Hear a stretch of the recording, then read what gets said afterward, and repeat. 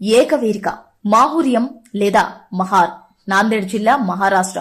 ఇక్కడ అమ్మవారిని రేణుకామాతగా కొలుస్తారు.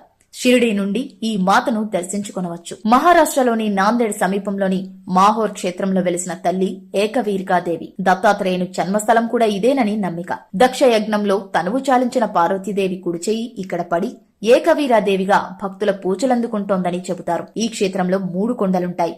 అందులో ఒకదానిపై దత్తాత్రేయుని తల్లిదండ్రులైన అత్రి మహర్షి, అనసూయాదేవిని ప్రతిష్ఠించారు. మరొక కొండపై దత్తాత్రేయుడి ఆలయం ఉంటుంది. మరో కొండపై రేణుకాదేవి కొలువై ఉంది.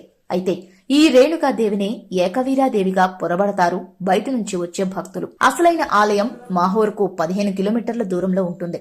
ఆ గుడిలో పెద్ద పెద్ద కన్నులతో గర్భగుడి పైకప్పును తాకేంత భారీగా ఉండే శిరోభాగం మాత్రమే ఉంటుంది. ఆ తల్లినే ఏకవీరికాదేవిగా కొలుస్తారు స్థానికులు.